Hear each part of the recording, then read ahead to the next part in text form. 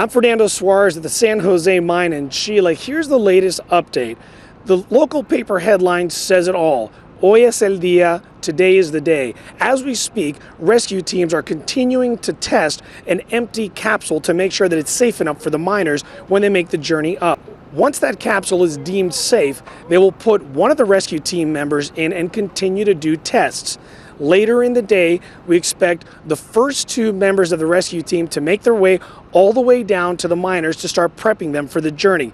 One of them will actually be a paramedic who's bringing medication to make sure that the miners are healthy enough to make the journey up. Now today the mine minister said at a press conference that he hopes to have one of the miners out before the end of the day. Now, the size of the capsule is actually about the size of this bicycle tire. As you can tell, it's quite snug. There's not a lot of room to move around in. The miners are going to have to make sort of a 15 to 20 minute long journey to the surface in about that amount of space. Overall, it'll take about 1 hour per miner to complete the trip. Once they're at the surface, they'll be greeted by doctors who will evaluate them to see what their medical condition is like. If they're stable enough, they'll be able to visit with family members of their choosing. Once they've had a time to visit with them, they'll be flown to a local hospital for further evaluation. Now, we've gotten a few questions on Facebook that we'd like to answer for you. Nikki Diamond Princess DeRozan asks, will it be hard for them to adjust to the sunlight when they come out?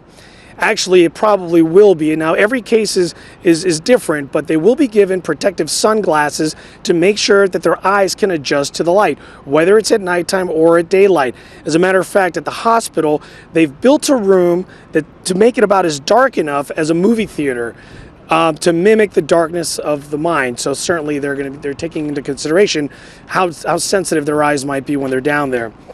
We got one more question from Betsy Merritt Drew. Betsy asks, what do they plan on doing if one of the miners shows signs of distress on the way up the shaft? As a matter of fact, Betsy, the small capsule that's going to be taking them up is traveling at about 3 feet per second.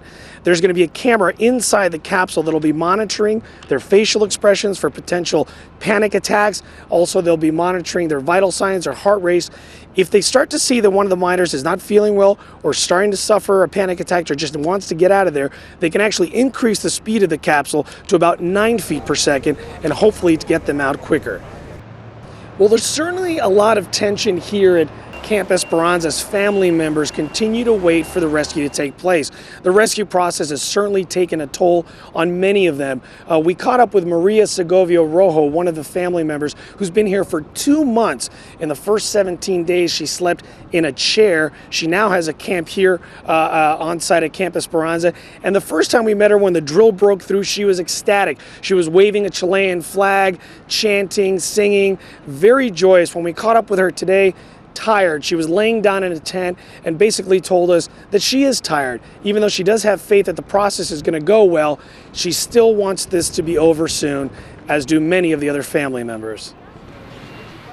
Well, this is clearly one of the most difficult stories I've ever covered logistically. I mean, if you look around, this is absolute barren desert. There's rock everywhere. We're in the middle of nowhere. Throw into that about 1,000 different media organizations with satellite trucks, campers. We're all competing for the one same thing, which is access to family members at this point. Many of those family members are actually being held in a special location where media can't even access them. And once those miners start coming out, it'll start all over again. We'll all be competing to talk to that one miner, and that's certainly going to be a challenge as we go forward. I'm Fernando Suarez for CBSNews.com at the San Jose mine in Chile.